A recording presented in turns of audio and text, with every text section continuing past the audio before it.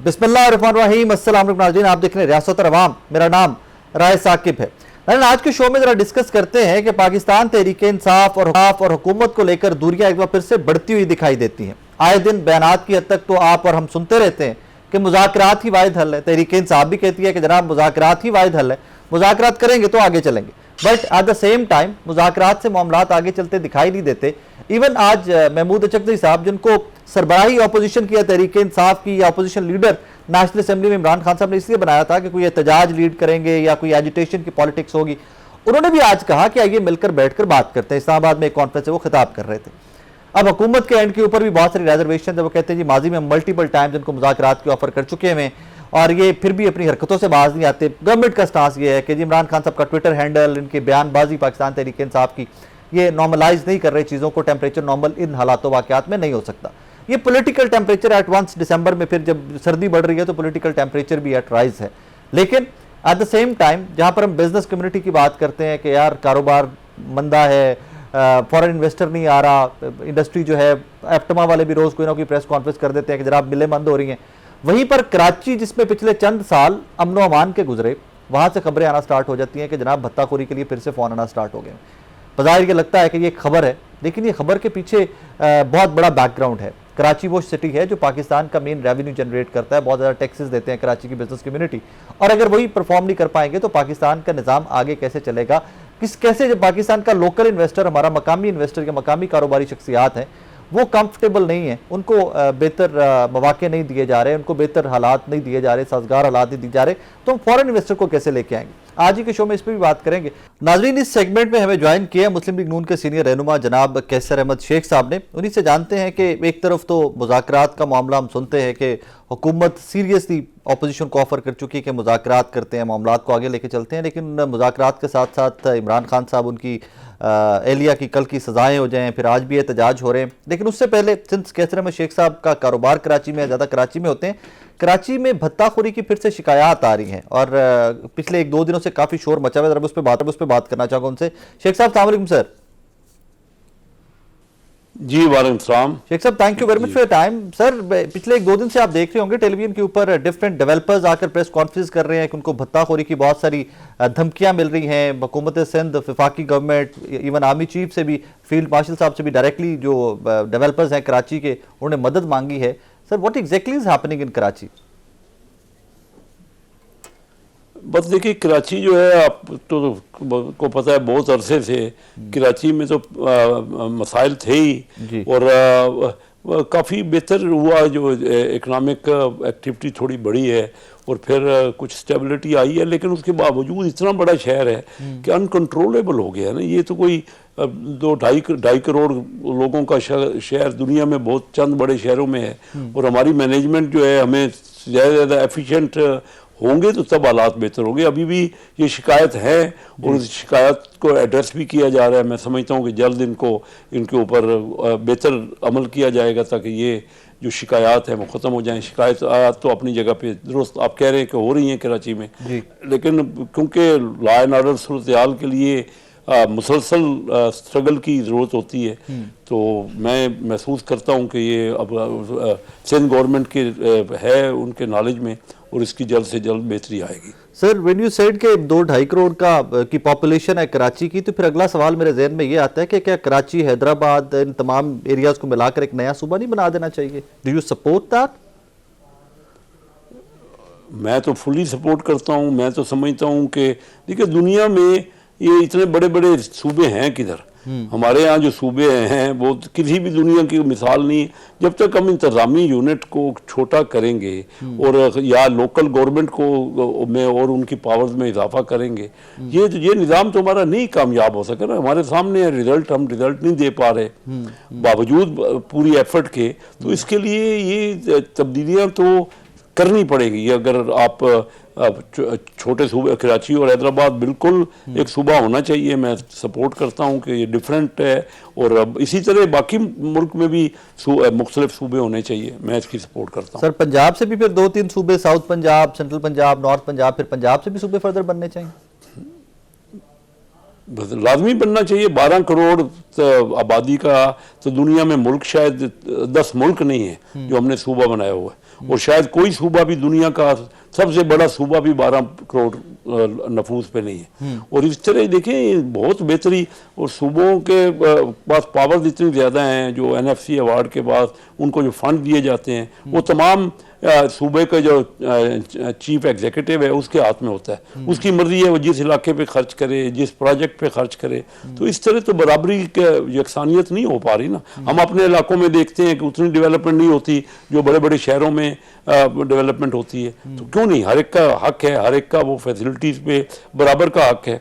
तो छोटे पंजाब में तो लाजमी कम अज़ कम 4 सूबे होने चाहिए मुख्तलिफ जो अजला पे डिपेंड। सर जरा थोड़ा सा मुझे स्केच अगर आप थोड़ा ड्रॉ कर दें कि अगर पंजाब में सूबे फर्दर बनते हैं इन डेज टू कम, तो कौन कौन से किस किस इलाके के ऊपर मुश्तमिल कौन कौन सा सूबा पॉसिबल बन सकता है पंजाब से?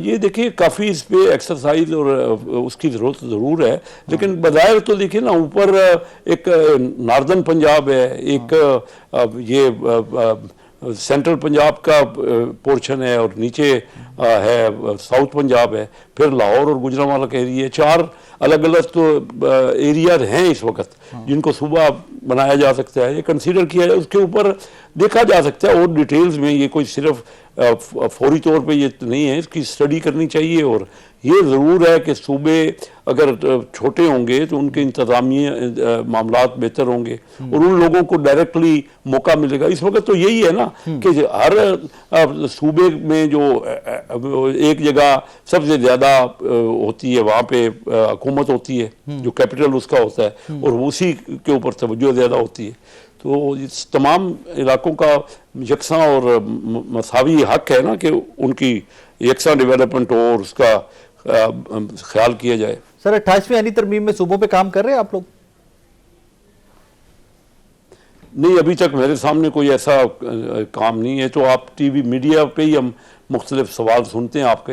हुकूमत की तरफ से मैंने कोई किसी कैबिनेट में इस टॉपिक पे या हमारी पार्टी के अंदर जो मीटिंग्स होती हैं उसके अंदर कोई ऐसा टॉपिक या इस किस्म का मौजू मैंने नहीं सुना। पार्टी का मिजाज सर क्या है? पार्टी अगर इन डेज टू कम सूबों की बात आती है तो PMLN सपोर्ट करेगी? देखिए ये तो हर एक का अपना इंडिविजुअल, पार्टी में अगर पूछा जाएगा, पार्टी का तो अभी आप बता नहीं सकते ना जब तक मीटिंग ना हो, लोगों का ओपिनियन ना सुने, मुख्तलिफ लोगों की ओपिनियन आए सामने। अभी बगैर मीटिंग के या बगैर लोगों से सुने हुए या सलाह मशवरा किए हुए मैं क्या आपको बता सकता हूँ कि पार्टी क्या चाहती है। Fair enough. सर आप अक्सर मेरे शो में भी बाकी शोज में भी बात करते हैं मुज़ाकरात होने चाहिए, सबको बैठ के बात करनी चाहिए, मामलात को आगे चलना चाहिए। ऑब्वियसली मुल्की मसाइल बहुत बड़े हैं, चैलेंजेस बहुत बड़े हैं। सर कल इमरान खान साहब की सज़ाएँ, फिर बुशरा बीबी की सज़ाएँ तोशाखाना 2 के बाद, फिर आज इस्लामाबाद में एक कॉन्फ्रेंस है वहाँ पर भी तकारीर हो रही हैं, इवन के महमूद खान चगज़ई साहब ने भी आज की बात की है। लेकिन sir eight the same time PMLN के कुछ रहनुमा इस तरह की स्टेटमेंट दे देते हैं कि मुज़ाकरात पॉसिबल नहीं है तहरीक इंसाफ से। What do you think sir, way out है क्या? चीज़ें आगे कैसे चलेंगी? नहीं जी, वे आउट हमेशा ही मुज़ाकरात, दुनिया में मुज़ाकरात के अलावा कोई और वे आउट नहीं होता दुनिया में। देखिए ना, जहाँ तक 9 मई के मामलात हैं, जिस तरह वो तो एक खुल्लम खुल्ला बगावत हुई है, और वो हमारे दुश्मन मुल्क ने भी आज तक वो नहीं किया जो कि हमारे अपने अंदर हुआ है। तो वो तो देखिए ना, वो उसको तो माफ़ नहीं किया जा सकता किसी सूरत में भी।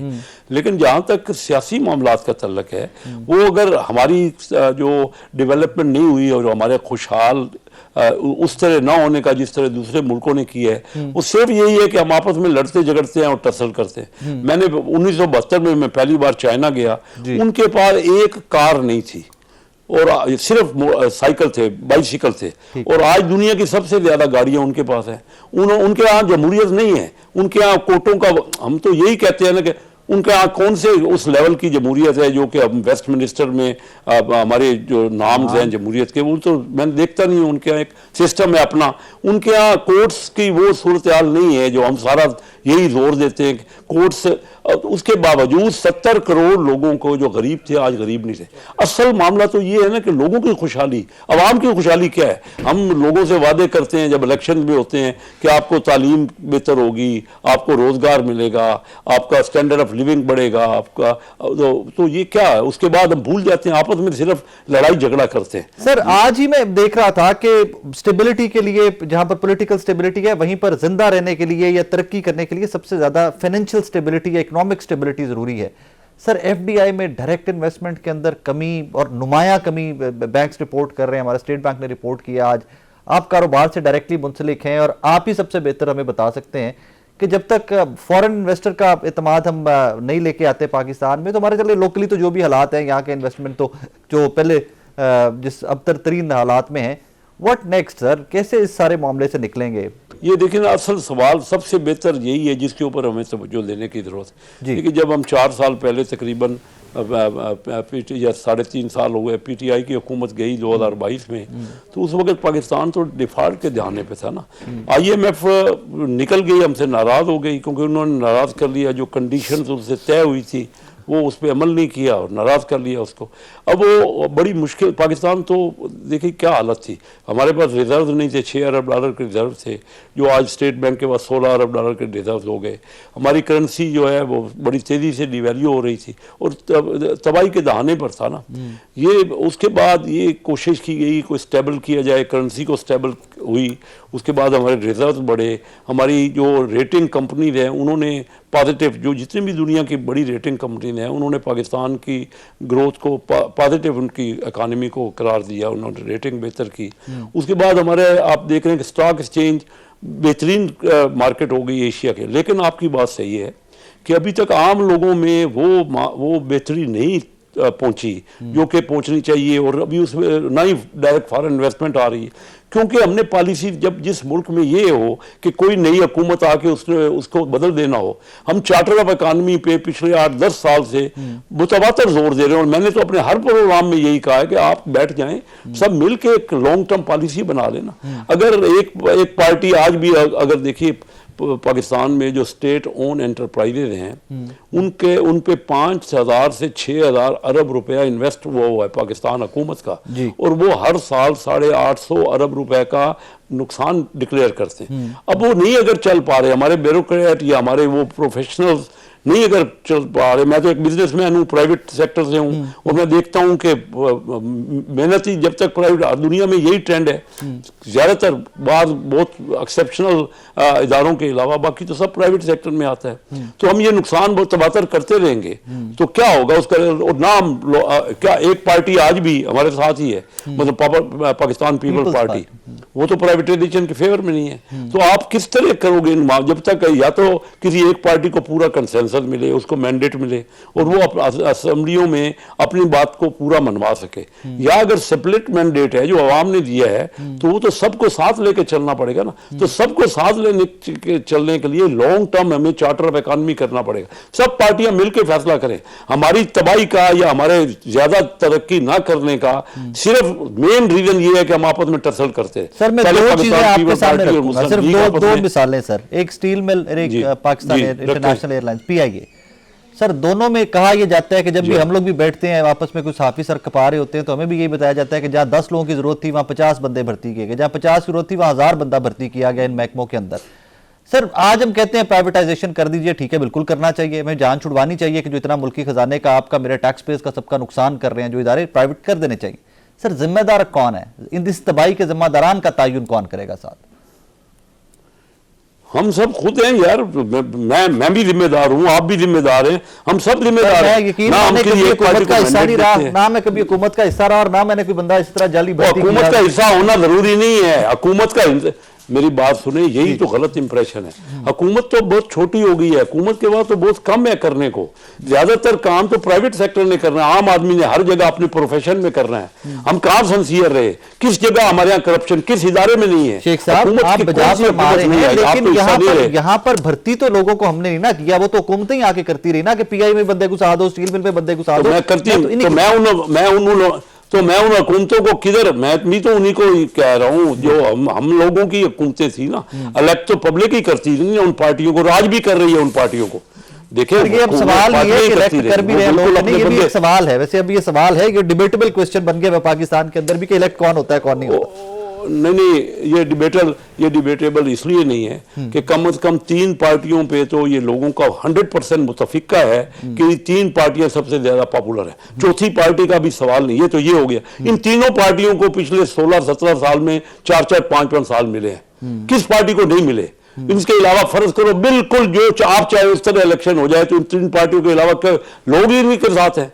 तो लोग जब तक मैंडेट ही सिंध के लोग पीपल पार्टी को 17 साल से वोट दे रहे हैं और किधर है कोई एक बंदा भी मुस्लिम लीग का एक भी इलेक्ट नहीं हुआ यहाँ पे। मैंने अपने बेटे को यहाँ खड़ा किया था कराची में, उसने इलेक्शन लड़ा है। तो मुझे पता है ना कि क्या स्ट्रेंथ है। तो जब हम मुख्तलिफ सूबों में सारी पार्टियां वर्क नहीं करेंगी और पार्टियों के ऊपर एक कंसेंसस नहीं बनाएंगी, चार्टर ऑफ इकोनॉमी नहीं करेंगी, तो हम ये चलता रहेगा। हम हर जो पार्टी का बंदा कोई मेंबर उठता है ना असेंबली में, मैं 29 साल से कौमी असेंबली का मेंबर बन रहा हूं। हालांकि हमारे यहाँ प्राइवेट सेक्टर से चिन्नौट से मेरा तल्लक है। हमारे चिन्नौट की शेख बिरादरी का बहुत ज्यादा बिजनेस में और इन्वेस्टमेंट में पाकिस्तान में हिस्सा है।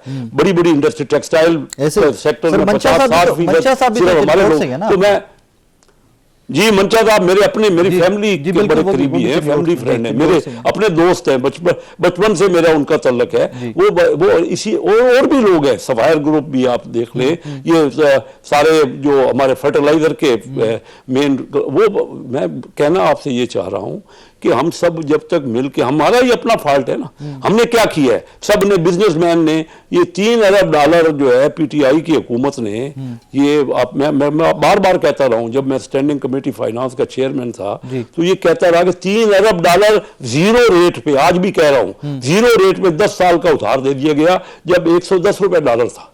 आज डॉलर उन्हीं लोगों का डॉलर 280 रुपया हो गया और रेट आज भी 10.5 है, 22% तक गया जिसको जीरो रेट पे दिया हमने 10 साल के लिए। रिजल्ट क्या निकला? कोई एक्सपोर्ट नहीं बढ़ी, क्योंकि हम भी तो अकाउंटेबिलिटी नहीं करते। बिजनेसमैन की मैं बात कर रहा हूं, अपनी फैमिलियों की बात कर रहा हूं। जब तक हम अपने मुल्क को अगर बाहर जाके पैसा लगाएंगे, मैं खुद प्रेसिडेंट रहा Karachi chamber of commerce industry का। शेख साहब thank you very much for your time. Kaiser Ahmed Sheikh साहब, नाज़रीन मुझे कैसर साहब से बात करते हुए हमेशा एक चीज की खुशी होती है कि उनकी अपनी जमात, उनकी जमात के नजरियात, उनके पॉलिटिकल नैरेटिव से कोई चीज क्लैश करती है या मुताबिकत रखती है, जो उनको ठीक लगता है, talks about that. Peoples Party आज इनकी इत्तेहादी है मुस्लिम लीग नून की विफाक के अंदर, और वो ऑब्वियसली प्राइवेटाइजेशन के पीपल्स पार्टी बहुत खिलाफ है। लेकिन कैसर अहमद शेख साहब ने आज भी इस पर बात की कि हमें इवेंचुअली प्राइवेटाइज करना पड़ेगा उन तमाम वाइट एलिफेंट्स के सफ़ेद हाथी जो है, जो इतना अरबों रुपए का मतलब कई सैकड़ों अरबों रुपए का जो नुकसान करते हैं हुकूमत का, eventually we have to get rid of them. एक छोटा सा ब्रेक लेते हैं, ब्रेक के बाद जरा पाकिस्तान तहरीक इंसाफ के मेहमान से बात करते हैं कि अब कल की सजाएं, आज का एहतजाज, राइट नाउ पाकिस्तान तहरीक इंसाफ खड़ी क्या है, वे फॉरवर्ड क्या है। वेलकम बैक नाजरीन, इस सेगमेंट में जरा बात करते हैं पाकिस्तान तहरीक इंसाफ की फ्यूचर पॉलिटिक्स। मतलब कल भी इमरान खान साहब की सजाओं के बाद हमने देखा बहुत सारे लोग कल भी एक्सपेक्ट कर रहे थे कोई एहतजाज या किसी किस्म का नज़र नहीं आया। सो क्या is it new norm? Pakistan Tehreek Insaf mentally इतनी प्रिपेयर्ड है कि इमरान खान साहब की सजाएं और इसी तरह मामलात चलेंगे आगे? दो कि कल भी पैगाम आया सुहेल आफरीदी साहब के लिए कि एहतजाज की प्लानिंग या एहतजाज की मूवमेंट जो है उस पर काम का आगाज़ कर दिया जाए। हमें पाकिस्तान तहरीक इंसाफ के रहनुमा जनाब इकबाल आफरीदी साहब ने ज्वाइन किया है, उन्हीं से जानते हैं कि व्हाट इज़ नेक्स्ट। आफरीदी साहब अस्सलाम वालेकुम सर। वालेकुम अस्सलाम sir, thank you very much for time. Sir, कल इमरान खान साहब को एक और केस तोशाखाना 2 में सजाएं हो गई, रूमर हैज इट के 9 मई के केसेस की सजाएं भी इन डेज टू कम। पाकिस्तान तहरीक इंसाफ के बाकी रहनुमा जो हैं उनके 9 मई के केसेस भी कंक्लूड होने वाले हैं। तो सर क्या स्ट्रैटेजी है क्या पाकिस्तान तहरीक इंसाफ की? अब देखिए, सबसे पहली बात तो ये है कि मुल्क में जुल्म व जबर है, और ये तो शाखाना वो केस है जो हाई कोर्ट से इमरान खान को अगवा करके पुलिस लाइन लेके गए थे और 35 क्वेश्चन उनके हवाले किए थे कि इसका जवाब दे, और उन्होंने सारे जवाब दिए। और फिर इलेक्शन कमीशन से भी डिक्लेयर, FBI से भी डिक्लेयर, सिर्फ और सिर्फ उन्होंने कहा कि यहाँ पे तो शाखाना नहीं लिखा है। ये तो एक कॉन्ट्रैक्ट का काम था, ये तो इमरान खान की नहीं। वहां पे जितने भी वो लीगल टैक्सेस थे वो पे हो चुके थे, लिहाजा हुकूमत ने उनको सजा देने का या इदारों ने उनको सजा देने का फैसला कर चुके थे। लिहाजा आप कह रहे हैं कि अकाउंटेंट को सजा होनी चाहिए, इमरान खान साहब को नहीं होनी चाहिए। अगर देखे कि मुल्क में इमरान खान की नेरेटिव के जितने असरात थे वो इदारों पे पड़ गए हैं, और वो तरह तरह के हरकंडे इस्तेमाल करके इमरान खान को सियासत से अलग तलग कर रहे हैं। लेकिन एक बात मैं क्लियर करूं कि अगर इन लोगों का ये ख्याल है कि वो MNAs MPs को पकड़ के या डिनोटिफाई करके इमरान पे प्रेशर डालना चाहते हैं कि उनकी टीम खत्म हो रही है, उनके MNAs खत्म हो रहे हैं। लेकिन ये कान खोल कर सुन ले कि न तो हम इस हकीकी आजादी से पीछे हटने वाले हैं, न इमरान खान वो बंदा है। इमरान खान की जब निकलेगा तो जिसको भी टिकट देगा वो MNA बनेगा। सर सवाल ये है ना आफरीदी साहब, यही तो सवाल मैंने आपकी खिदमत में रखा, कहेगा वो आइन का हिस्सा बनेगा। आफरीदी साहब कल तो ताहिर साहब ने भी कहा कि जनाब ये जो पहली सजा हुई है वो पूरी होगी तो उसके बाद आगे खान साहब की चल के 17 साल सजा का आगाज होगा। तो सर क्या बचा, पाकिस्तान तहरीक इंसाफ की पॉलिटिक्स क्या एट दिस मोमेंट है, क्या स्ट्रेटेजी क्या है?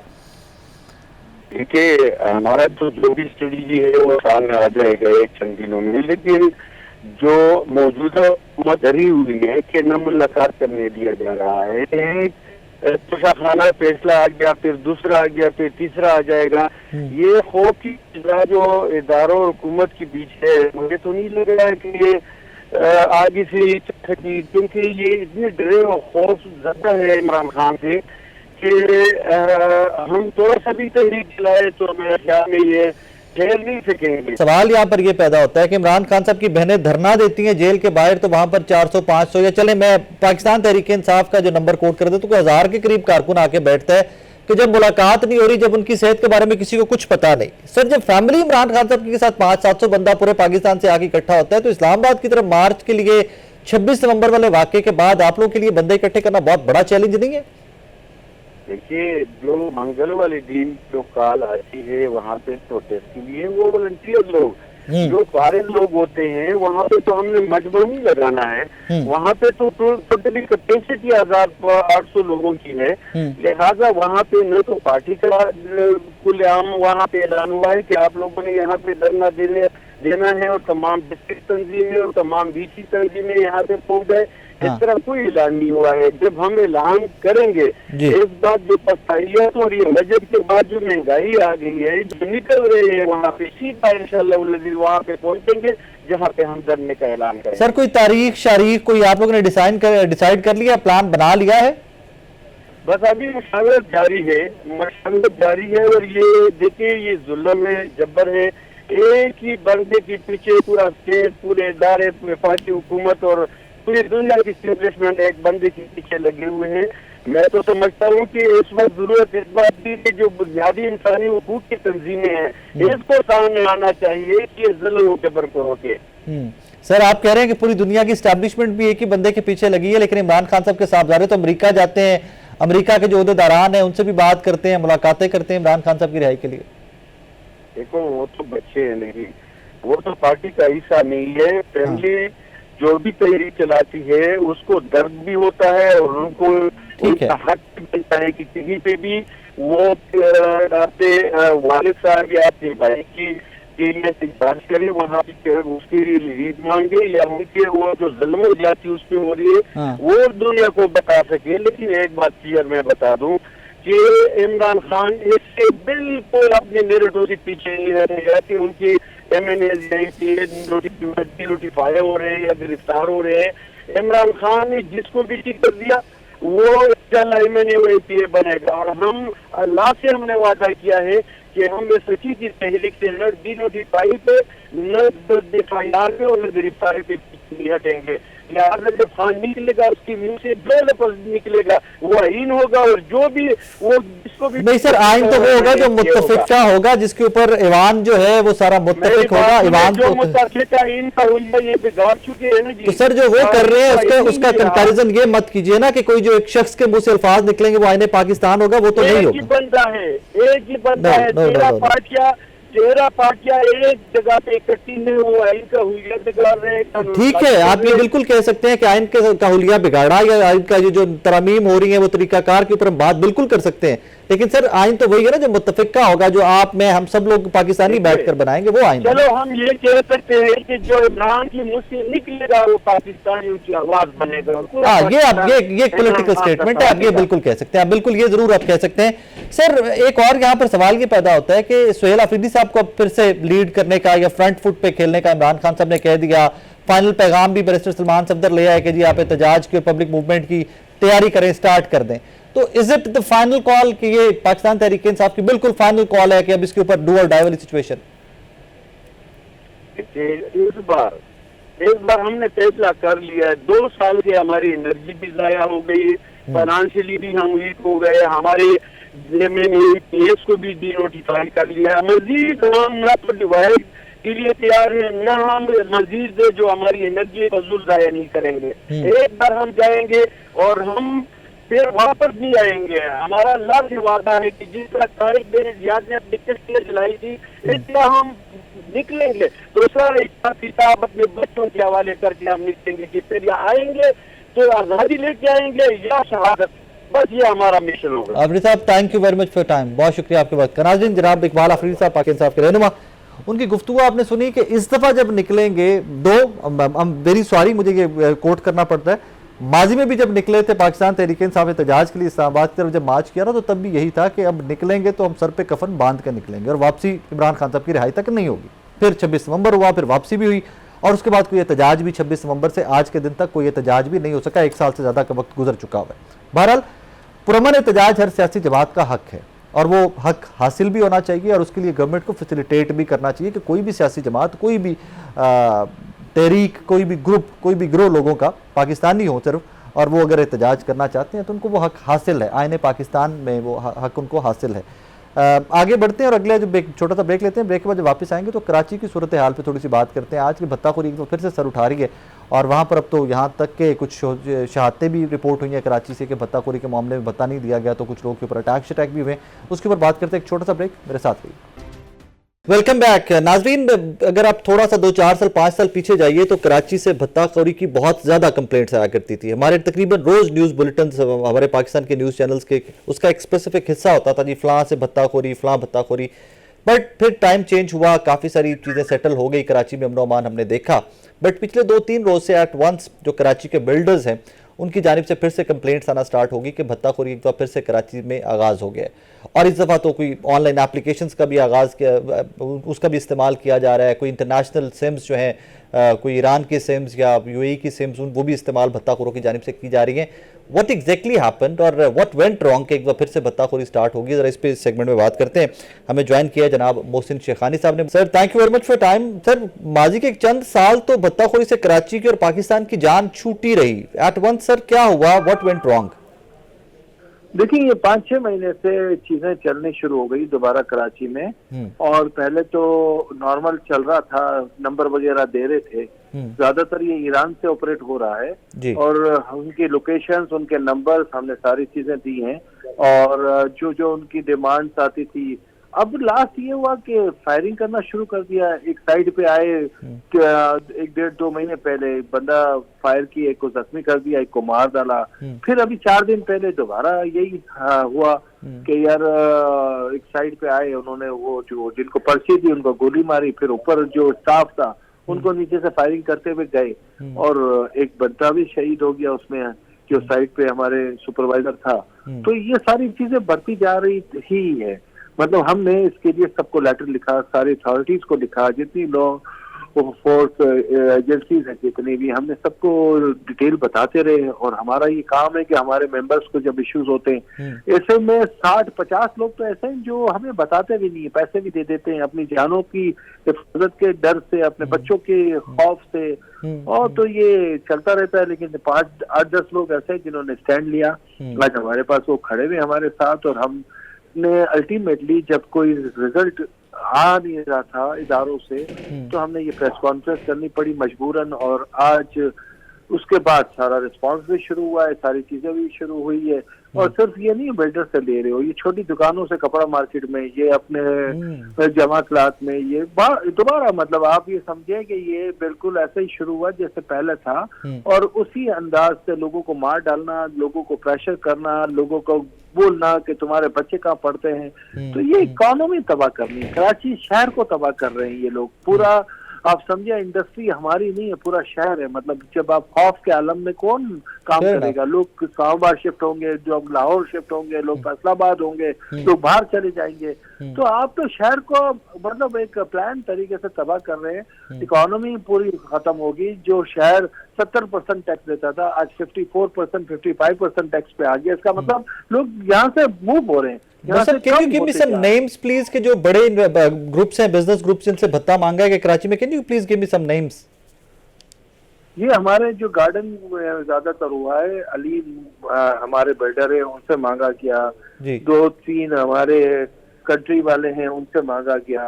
हमारे डाया है मलीर में प्रोजेक्ट बना रहे हैं, उनसे मांगा गया। जी। और मांगने वाले में कोई ज्यादा लोग नहीं है, 4-5 लोग हैं हाँ। जो ज्यादा एक्टिव है और उनके नंबर है। और सबसे आसान बड़ी बात इतनी कॉन्फिडेंस से ये करते हैं, ये कहते हैं कि पहले हम नंबर दे रहे हैं, आप हमारे बारे में मालूमात कर लें और फिर हम वाह।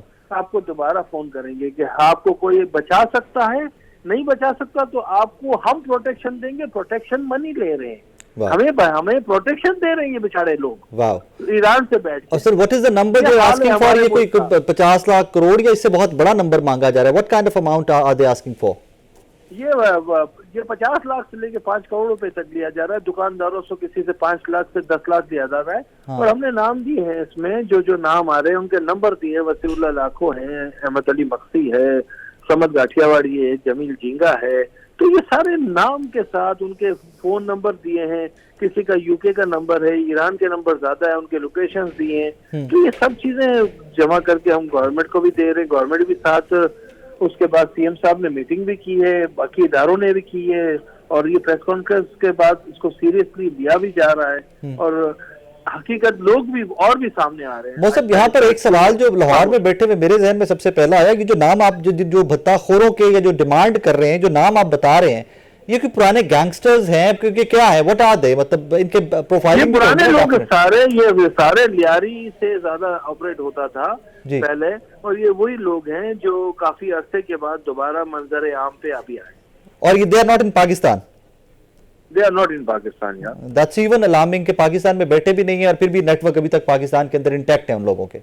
नेटवर्क इंटैक्ट है, खौफ है। यहाँ लोगों को हायर करते हैं, लाख 1.5 लाख रुपए आदमियों को यहाँ हायर करते हैं और ये आके फायर करते हैं, चीजें करते हैं।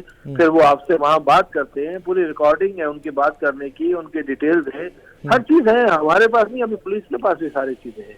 वो सब यहाँ पर एक और सवाल ये पैदा होता है कि यू जस्ट सेड कि आप गवर्नमेंट ऑफ सिंध के नॉलेज में पहले की चीजें ला चुके थे, कोई एक्शन नहीं हुआ तो आपको पब्लिकली आना पड़ा। Sir when was the last आप लोगों ने not only the government of Sindh जी, हम अपना लेटर जिसको भी लिखते हैं, इसमें प्राइम मिनिस्टर भी होता है, इंटीरियर मिनिस्टर भी होता है, रेंजर भी होती है, कोर कमांडर साहब भी होते हैं, सबको हम लेटर लिखते हैं। सब जो भी प्रॉब्लम हमें लैंड के हवाले से, लैंड ग्रैबिंग होती है तो भी सबको लिखते हैं। हमारे अगर ये किडनैपिंग होती है तो भी लिखते हैं, हमारे ये भत्ताखोरी है तो भी, सबको हमारे पास हमारे मेंबर की जो कंप्लेन आती है हम आगे फॉरवर्ड करते हैं। वो कंप्लेन लगा के और सबसे रिक्वेस्ट करते हैं कि ये चीजों को देखा जाए ताकि उनकी नॉलेज में हो कि आज शहर में क्या एक्टिविटीज है। और उन लोगों को, सब इदारों को पता होना चाहिए।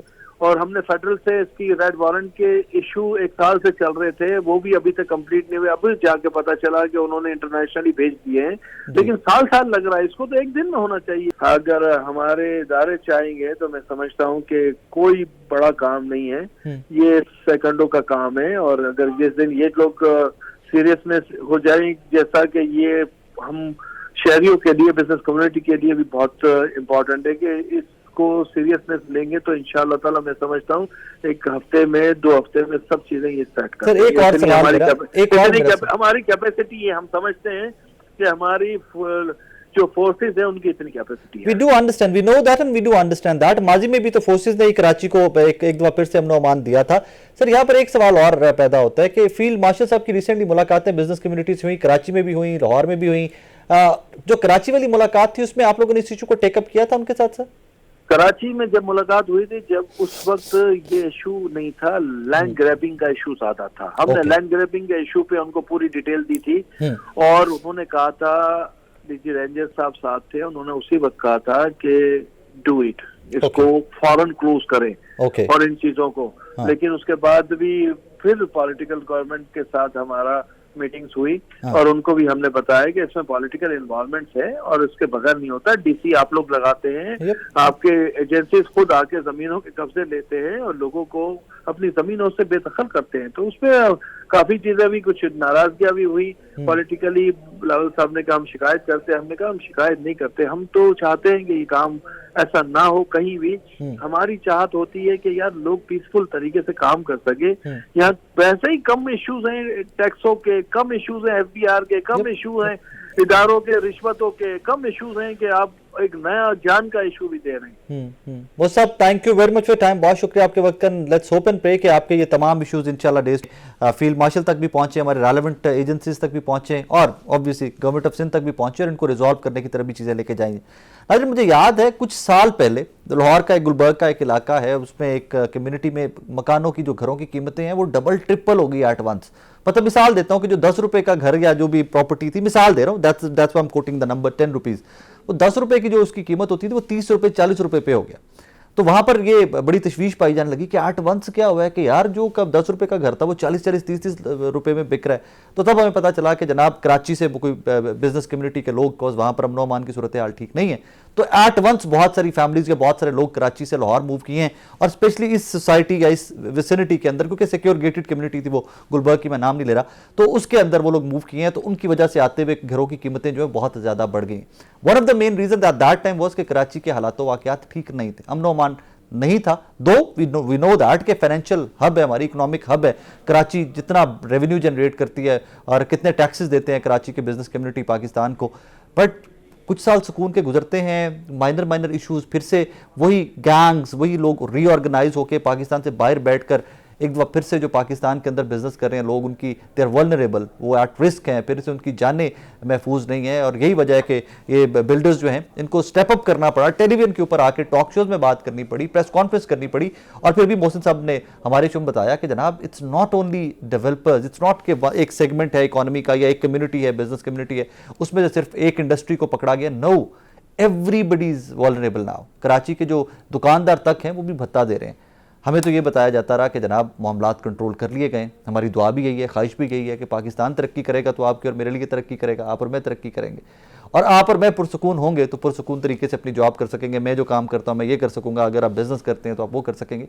और अगर हम भत्ताखोरी की चिट्टें लेकर सर पकड़ के बैठे रहेंगे तो how can we perform? That's a big question. I hope and pray in days to come इसको एड्रेस किया जाए और अगली दफ़ा जब नेक्स्ट वीक ही जब मैं मोहसिन साहब को या और जो कोई डेवलपर या कोई बिजनेस कम्युनिटी के किसी को गुजारिश करें टॉक शो के लिए, तो मुझे वो बताएं कि तमाम तर इश्यूज जो हैं वो रिजॉल्व हो गए हैं and we are back on the track. अपना बहुत सारा ख्याल रखिएगा। आपसे मुलाकात होगी अगले वीकेंड। अल्लाह हाफिज़।